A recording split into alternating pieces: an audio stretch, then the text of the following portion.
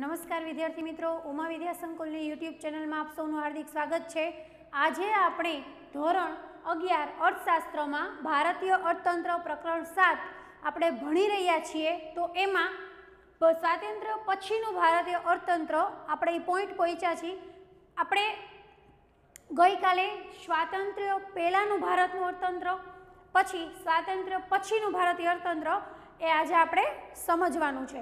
હવે प्रस्तावना आपणे जोई थी कि प्राचीन समय में आपणुं भारतनुं अर्थतंत्र केवुं हतुं, भारतनुं अर्थतंत्र प्राचीन समय में केवुं हतुं अने हवे आजे केवुं छे।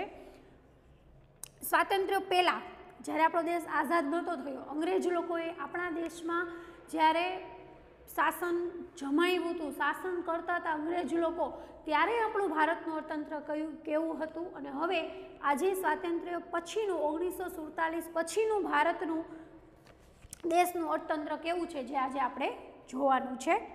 સ્વાતંત્ર્ય પછીનું ભારતીય અર્થતંત્ર આઝાદી પછી ભારતનું અર્થતંત્ર વિકાસના પંથે રહ્યું છે, જે બાબતો નીચે લક્ષણો દ્વારા સ્પષ્ટ કરીએ। સ્વાતંત્ર્ય પછી ભારતનું અર્થતંત્ર, પહેલો પોઈન્ટ છે માથાદીઠ આવક।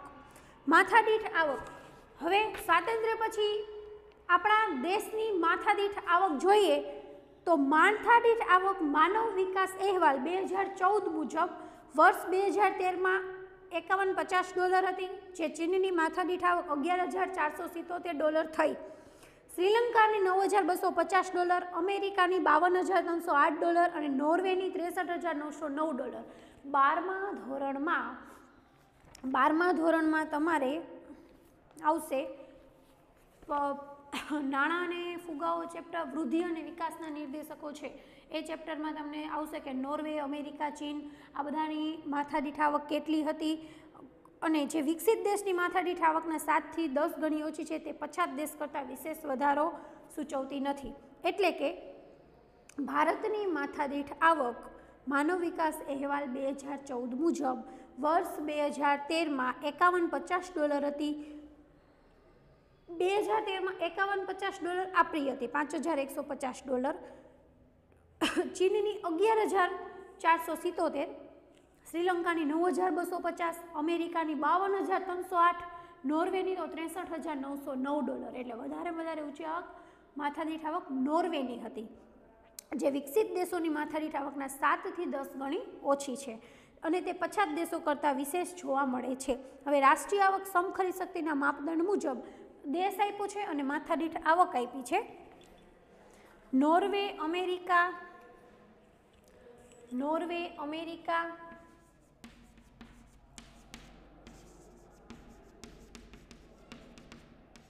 चीन, जर्मनी,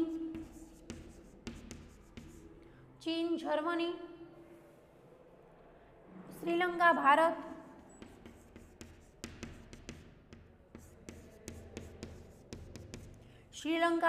आ बधानी माथादीठ आवक छे ए आपणने बताववामां आवी छे। पाकिस्तान अने बांग्लादेश,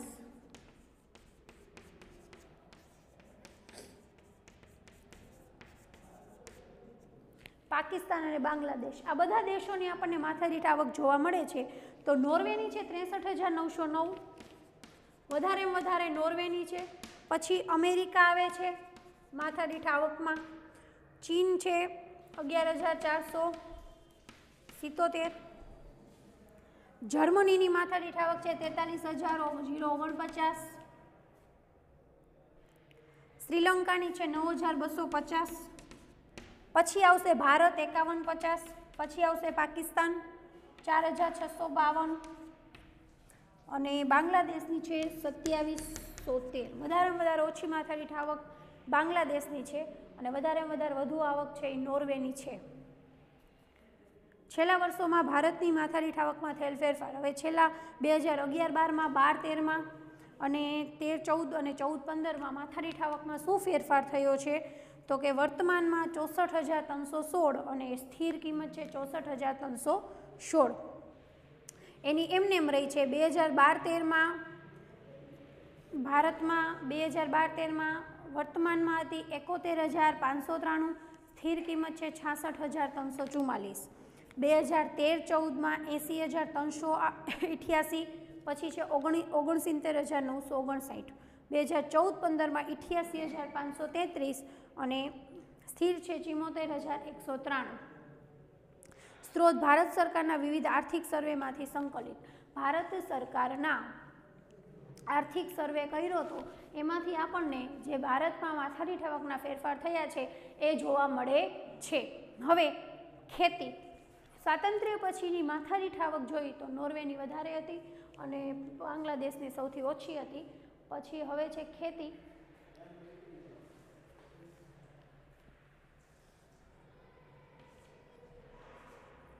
ખેતીનો પોઈન્ટ જોઈએ આપણે. ભારત એક ખેતી પ્રધાન દેશ છે. આઝાદી સમયે ભારતની લગભગ 72% અને 2001-2માં 58% વસ્તીને ખેતી ક્ષેત્રમાંથી 2001માં 56.60 રોજગારી પ્રાપ્ત થતી હતી, જે પ્રમાણ 2013-14માં ઘટીને 49% થઈ. આર્થિક સર્વે 2014-15 અનુસાર આમ ઉત્તરોત્તર ભારતમાં ખેતી ક્ષેત્રનું મહત્વ ઘટતું ગયું. જેમ જેમ ભારતમાં ખેતી ક્ષેત્રનું મહત્વ ઘટતું ગયું એમ ખેતી ક્ષેત્રનો રાષ્ટ્રીય આવકનો ફાળો 55% હતો. વર્ષ 2013-14માં ઘટીને માત્ર 14% થયો. 55માંથી 14% થયો. 1980-81માં 38% અને 2001માં 22.3%. રાષ્ટ્રીય આવકમાં ફાળો ખેતીનો કેટલો હતો? તો કે રાષ્ટ્રીય આવકમાં ફાળો ખેતીનો જેમ વર્ષ જતા જાય એમ ફાળો ઘટતો ગયો ખેતીનો. એના પછી છે ઉદ્યોગો. વર્ષ 1951ના ભારતના ઉદ્યોગો. 47માં આપણો દેશ આઝાદ થયો.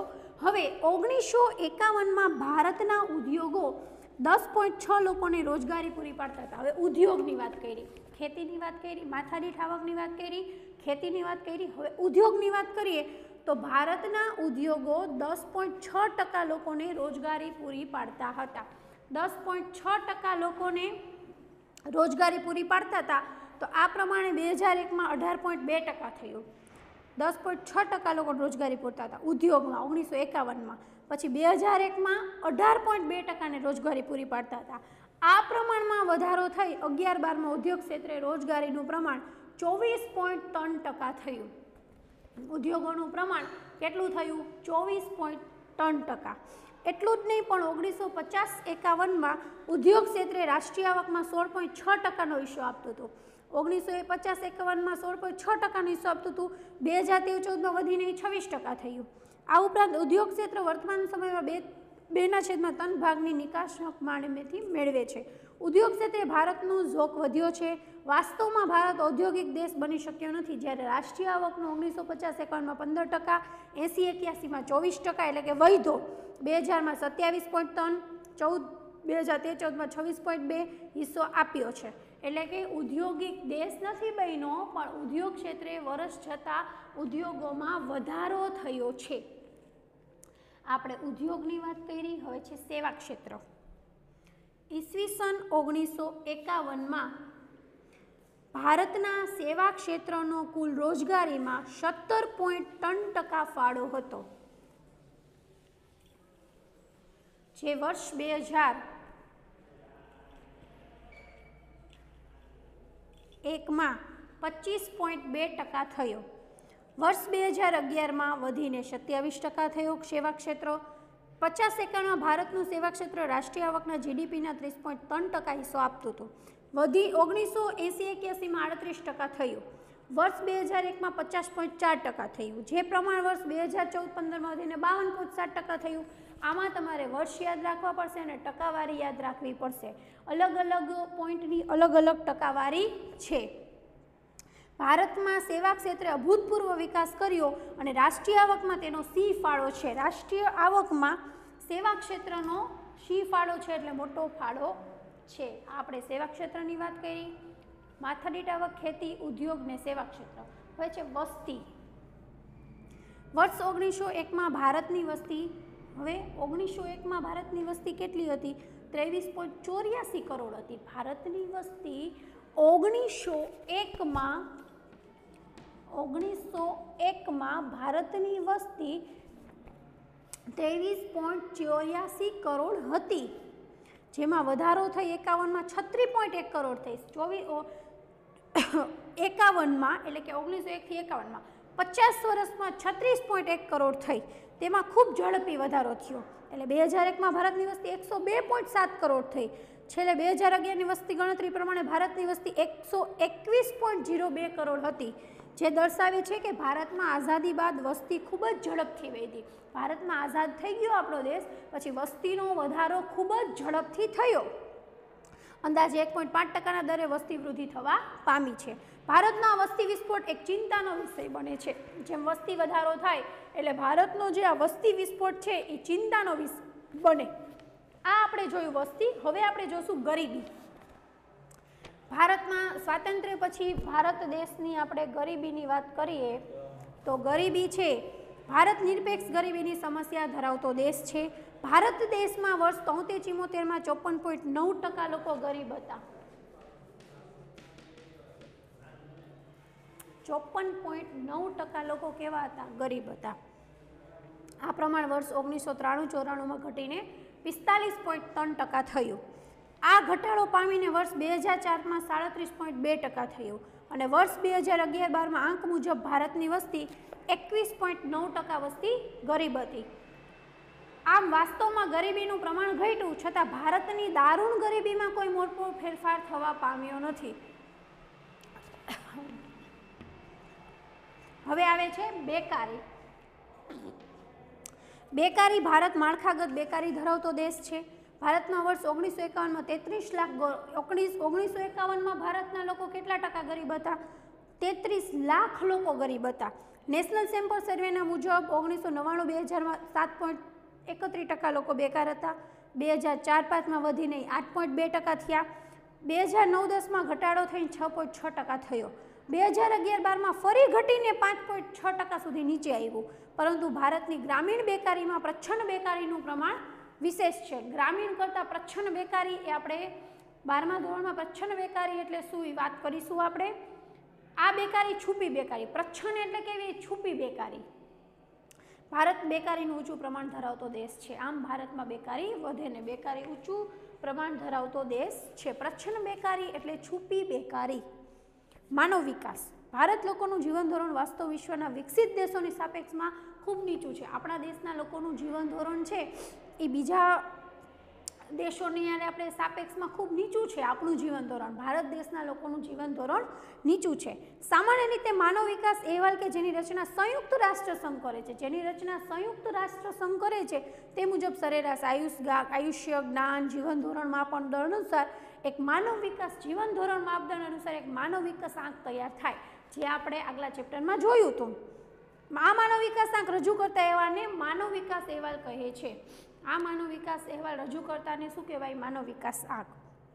વર્ષ 2000ના માનવ વિકાસ અહેવાલ મુજબ ભારતનો માનવ વિકાસ આંક 0.463 હતો, જે સુધારીને 2010માં 0.547, 2012માં 0.554 અને 2013માં 0.586 આંક સાથે ભારતે વિશ્વના 187 દેશોમાંથી 136નો ક્રમ લીધો. વિદ્યાર્થી મિત્રો, માનવ વિકાસ આંક પોઈન્ટમાં છેલ્લે જે મેં આ લીટી વાંચી કે વર્ષ 2000ના માનવ વિકાસ અહેવાલ મુજબ ભારતનો માનવ વિકાસ આંક 0.463 હતો, તે સુધારીને 2010માં 547, 2012માં 554, 2013માં 586 ક્રમ થયો.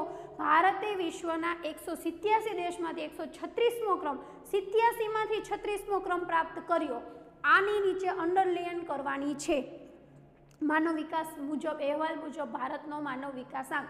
આ લીટી નીચે વિદ્યાર્થી મિત્રો અંડરલાઇન કરવાની છે તમારે માનવ વિકાસમાં કે 187માંથી 136મો ક્રમ ભારતે લીધો. આની નીચે અંડરલાઇન કરજો. હવે એના પછીનો પોઈન્ટ છે વિકાસમાન ભારતીય અર્થતંત્રના લક્ષણો. વિકાસમાન ભારત, સ્વાતંત્ર્ય પહેલાંનું ભારત, સ્વાતંત્ર્ય પછીનું ભારત. હવે આપણો દેશ વિકાસમાન દેશ છે, તો વિકાસ કરતો દેશ છે, તો એના માટે અર્થતંત્રના લક્ષણો શું છે એ આપણે જોવાનું છે.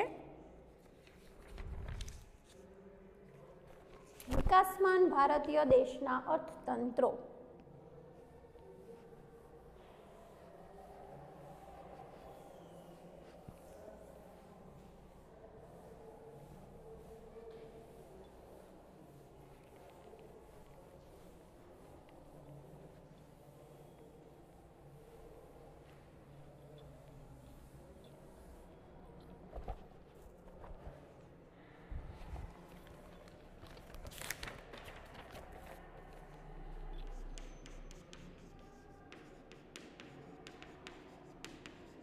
વિકાસમાન ભારતીય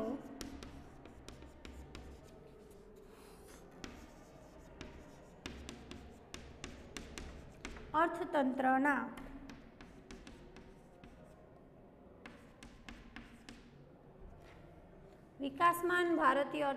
લક્ષણો, એમાં પહેલું છે આર્થિક વૃદ્ધિ.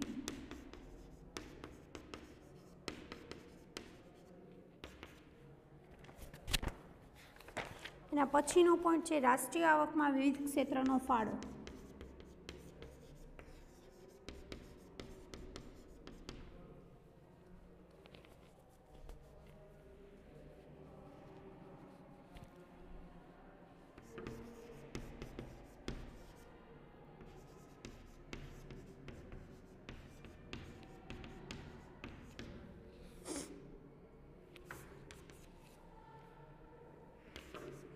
માથાદીઠ આવક,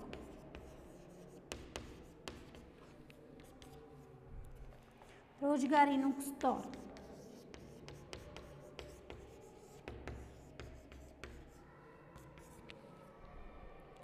પ્રાથમિક ક્ષેત્ર, ઔદ્યોગિક ક્ષેત્ર, સેવા ક્ષેત્ર.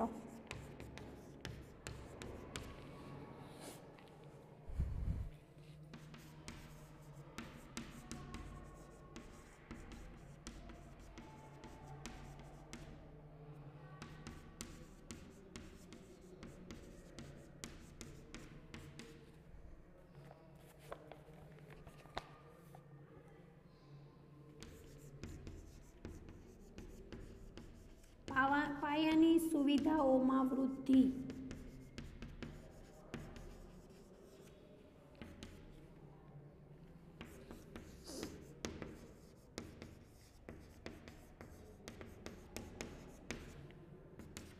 સિંચાઈની સગવડ, શિક્ષણની સુવિધા, વીજળીની સુવિધા,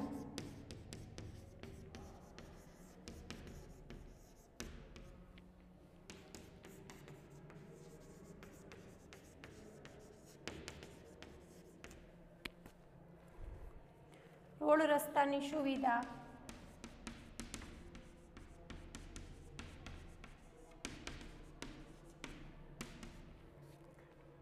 રેલવેની સુવિધા,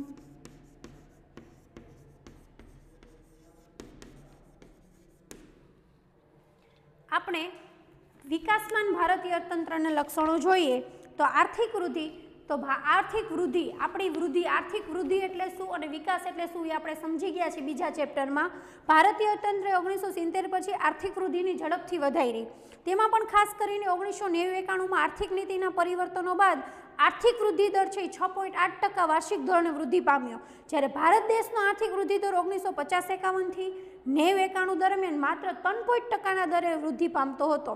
વર્ષ 2012-13 બાદ 14-15માં આર્થિક વૃદ્ધિ દર ફરી મંદ પડ્યો. 13-14 અને 14-15માં આપણો આર્થિક વૃદ્ધિ છે એ મંદ પડ્યો, ધીમો પડ્યો આપણો વૃદ્ધિ દર. વાર્ષિક ધોરણે 5%થી નીચા દરે વૃદ્ધિ પામ્યો. જોકે ભારતીય તંત્ર ફરીથી ઊંચા આર્થિક વૃદ્ધિ દરે વધશે અને ઝડપથી સાનુકૂળ પરિણામો લાવશે એવી વિશ્વ આશા રાખે છે કે આપણું ભારતીય અર્થતંત્ર છે એ ફરી આર્થિક વૃદ્ધિ દર ઊંચો લાવશે અને ઝડપથી સાનુકૂળ થશે એવી આપણે આશા રાખીએ છીએ. પહેલાં આપણો આર્થિક વૃદ્ધિ દર વધારે થયો, પછી મંદ પડ્યો અને હવે વધશે એવી આપણે આશા રાખીએ છીએ. એના પછી છે રાષ્ટ્રીય આવકમાં વિવિધ ક્ષેત્રનો ફાળો. કયા ક્ષેત્રનો ફાળો છે? તો કે રાષ્ટ્રીય આવકમાં આર્થિક વૃદ્ધિ માપનું અંગેનું એક મહત્વનું માપદંડ છે જેમાં ખેતી ક્ષેત્રનું પ્રદાન રાષ્ટ્રીય આવકની આપેલ માહિતી પરથી સ્પષ્ટ થાય છે. રાષ્ટ્રીય આવકની માહિતી પરથી સ્પષ્ટ થાય છે. લગભગ 63 વર્ષના અનુભવ પરથી સાબિત થાય કે રાષ્ટ્રીય આવકમાં ખેતી ક્ષેત્રનો ફાળો સતત ઘટતે ગયો. આપણી રાષ્ટ્રીય આવક જે ખેતી હતી એ ખેતી ક્ષેત્રનો ફાળો છે એ સતત ઘટતો ગયો છે. ઉદ્યોગ અને સેવા ક્ષેત્રનો ફાળો ઉદ્યોગો વધતા ગયા. અત્યારે લોકો શું કરે છે? જમીન છે તો એનો ખેતી કરતા એ લોકો એમાં કારખાનું કરશે, ઉદ્યોગો કરશે. તો ઉદ્યોગ ને સેવા ક્ષેત્રનો ફાળો વધતો ગયો અને ખેતીનો ફાળો ઘટતો ગયો. રાષ્ટ્રીય આવકમાં સૌથી શ્રેષ્ઠ ફાળો આપનાર ક્ષેત્ર તરીકે સેવા ક્ષેત્ર છે જે કુલ 52.7% ફાળો આપી પ્રથમ ક્રમ પ્રાપ્ત કરે છે. રાષ્ટ્રીય આવકમાં વિવિધ ક્ષેત્રનો ફાળો ખેતીનો તમે જુઓ તો 1950-51માં 53.1 બતાવ્યો છે, 1990-91માં 29.6 બતાવ્યો છે, 2000માં 22.3 અને 2014-15માં ઘટી ગયો 17.6. હવે ઉદ્યોગ તો 16 50-51માં, 90માં 27, 2000માં 27 અને 14માં 29 થયો ઉદ્યોગનો ફાળો. બાંધકામ ક્ષેત્ર તો કે સેવા એટલે બાંધકામ ક્ષેત્ર, તો બાંધકામ બિલ્ડિંગનું આ તમે જોવો બધું બાંધકામ ક્ષેત્ર તો 1950માં 30 હતું, પછી 42 થયું, પછી 50 થયું, હવે તો 52 થઈ ગયું છે બાંધકામ ક્ષેત્ર. સેવા ક્ષેત્રનો ફાળો વધારે છે. હવે માથાદીઠ આવક, બરોબર, આ રાષ્ટ્રીય આવકની વાત કરી આપણે, ખેતી ઉદ્યોગ સેવા ક્ષેત્રની રાષ્ટ્રીય આવકની વાત કરી. હવે આપણે માથાદીઠ આવકની વાત કરીએ તો વર્ષ 1950-51માં સ્થિર ભાવ હોય માથાદીઠ આવક 7114 હતી. આ જે માથાદીઠ આવક આપણે શેની વાત કરી છે? વિકાસમાન દેશની. સ્વાતંત્ર્ય દેશ થઈ ગયો પછી માથાદીઠ આવક જોઈ.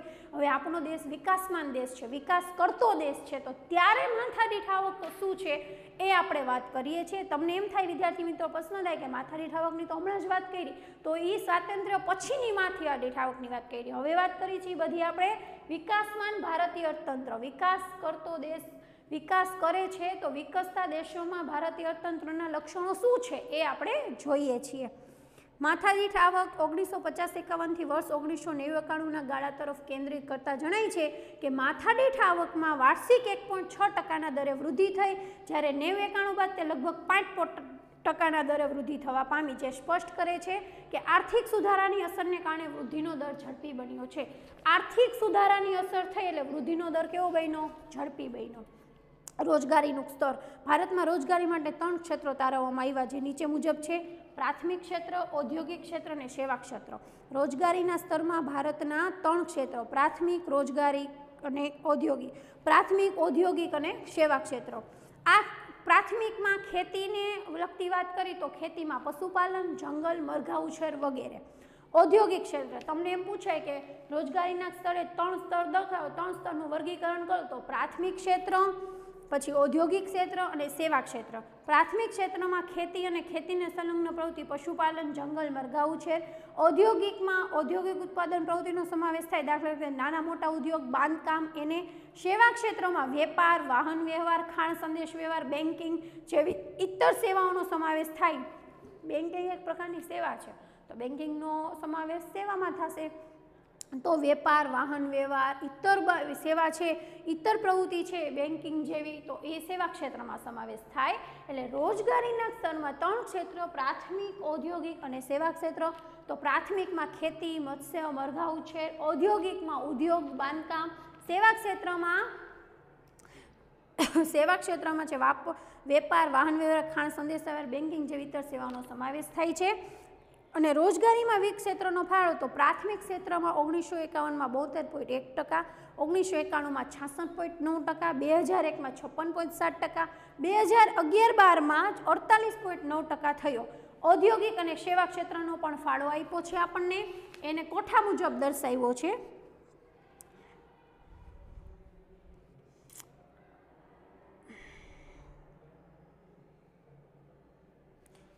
આ જે કોઠો છે ને એના ઉપરથી નક્કી થાય છે 1951થી 2011-12, 51, 91, 1 અને 11-12. એના ઉપરથી નક્કી થાય છે કે 1951થી 11-12 સમયગાળામાં લોકો રોજગારીના હેતુસર રોજગારી મેળવવા માટે લોકો પ્રાથમિક ક્ષેત્રમાંથી એટલે કે ખેતીના ક્ષેત્રમાંથી ઔદ્યોગિક અને સેવા ક્ષેત્ર તરફ વળી રહ્યા છે. અત્યારે તમે જુઓ તો ખેતી કરતા લોકો શેના તરફ વળી રહ્યા છે? ઉદ્યોગ અને સેવામાં. સેવા ક્ષેત્રમાં કઈ વસ્તુનો સમાવેશ થાય છે? વેપાર, વાહન વ્યવહાર, બેન્કિંગ, તો એમાં લોકો વળી રહ્યા છે. ઔદ્યોગિકમાં બાંધકામ, ઔદ્યોગિક, વેપાર, વાહન વ્યવહાર, તો એમાં લોકો વળી રહ્યા છે. ખેતીમાંથી લોકો શેમાં જાય છે? ઉદ્યોગ અને સેવા ક્ષેત્રમાં. હવે છે પાયાની સુવિધાઓમાં વૃદ્ધિ. હવે આપણો વિકાસમાન દેશ પાયાની કઈ સુવિધાઓમાં વૃદ્ધિ કરે છે? તો કે દેશની આર્થિક વૃદ્ધિનો દર પાયાની સુવિધાઓ પર નભે છે. આર્થિક વૃદ્ધિ શેના થાય? પાયાની સુવિધા. પાયાની સુવિધા એટલે વીજળી, શિક્ષણ, આરોગ્ય. ગામડામાં જે લોકો રહેતા હોય તો એને શિક્ષણ મળી રહે, આરોગ્ય મળી રહે, તો એમાં વૃદ્ધિ કરવી, તો એ એક આપણો વિકાસમાન દેશનું લક્ષણ છે. સિંચાઈની સગવડ કરવી. મિલિયન હેક્ટરમાં સિંચાઈની સુવિધા હતી. 2012-13માં 63 મિલિયન હેક્ટર સુધી વિસ્તરણ પામી. કુલ 45% વાવેતરનો સિંચાઈની સુવિધા હેઠળ આવરી લેવામાં આવે છે. 45% હેઠળ સિંચાઈની સગવડ મળે તો સારું કહેવાય. એટલે સિંચાઈની સગવડ, શિક્ષણની સુવિધા. આઝાદી પછી 20 યુનિવર્સિટી અને 500 કોલેજ હતી. આપણા દેશમાં 20 યુનિવર્સિટી અને 500 કોલેજ હતી, જે આજે વૃદ્ધિ પામી 35,000 કોલેજો બની. 500માંથી 35,000 કોલેજ થઈ, તો એ એક પ્રકારની વૃદ્ધિ છે. વીજળીની સુવિધા, ભારતમાં વીજળી ઉત્પાદનમાં પણ સિદ્ધિ હાંસલ કરવામાં મેગાવોટના વીજળી ઉત્પાદન પરથી વર્ષ 2011-12માં 2,43,000 MW સુધીનો વધારો થયો. આ વીજળીની વાત. રોડ રસ્તાની સુવિધા, નેટવર્ક. ભારત વિશ્વના સૌથી મોટો રોડ નેટવર્ક ધરાવતો દેશો પૈકીનો દેશ છે, જે અંદાજે 48.6% લાખ કિલોમીટર લાંબા રોડ પરથી સાબિત થાય છે. કેટલો મોટો રોડ. રોડની સુવિધા. રેલવેની સુવિધા. રેલવે વિશ્વમાં ચોથા નંબરનું સૌથી મોટું રેલવે નેટવર્ક છે, જે અંદાજે 65,000 કિલોમીટર લાંબો રેલમાર્ગ ધરાવે છે. 65,000 કિલોમીટર લાંબો રેલમાર્ગ ધરાવે છે. રેલવેની સુવિધા એટલે કે રેલવેની સુવિધા.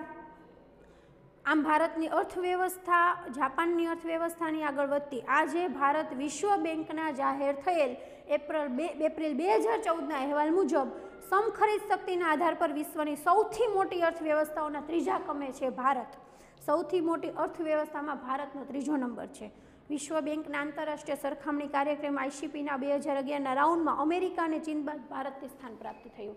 અમેરિકા અને ચીન પછી ત્રીજો નંબર છે ભારતને સ્થાન પ્રાપ્ત થયું. આમ ભારતની અર્થવ્યવસ્થા જાપાનની અર્થવ્યવસ્થાની આગળ વધી ચૂકી છે. જાપાન કરતાં આપણું ભારત આગળ છે. જાપાનનો ક્રમ ચોથો છે, જે અગાઉ ત્રીજો હતો. આમ ભારતની અર્થવ્યવસ્થા 2005ના સર્વેક્ષણમાં 10મા ક્રમે હતી. આમ ભારતે વિશ્વના દેશોની સરખામણી અભૂતપૂર્વ વિકાસ સાધ્યો છે. આપણા દેશે અભૂતપૂર્વ વિકાસ સાધ્યો છે. ક્યાંથી ક્યાંયનો નંબર આવી ગયો એ તમે આજે જોઈ શકો છો વિદ્યાર્થી મિત્રો. હવે આજે આપણું ચેપ્ટર અહીંયા પૂરું થાય છે, 7મું ચેપ્ટર. અને પ્રશ્ન નંબર 5, સ્વાધ્યાય પ્રશ્ન નંબર 5માં પ્રશ્ન પહેલો, ત્રીજો, ચોથો, બીજો નહીં, પ્રાચીન ભારતના ઉદ્યોગની સ્થિતિ સ્પષ્ટ નહીં. સ્વાધ્યાયનો પ્રશ્ન નંબર 5 વિસ્તારપૂર્વક જવાબ આપો. એમાં પહેલો, ત્રીજો અને ચોથો, પ્રાચીન ભારતવાળો બીજો નહીં, પહેલો, ત્રીજો અને ચોથો પ્રશ્ન લખવાનો છે. એટલે એમાં આખો ચેપ્ટર આવી જશે અને તમને પાકું થઈ જશે અને સમજાઈ જશે. એટલે સ્વાધ્યાયનો પ્રશ્ન નંબર 5 પ્રશ્ન પહેલો, ત્રીજો અને ચોથો લખવાના છે. વિસ્તારપૂર્વક જવાબ આપો. આભાર વિદ્યાર્થી મિત્રો.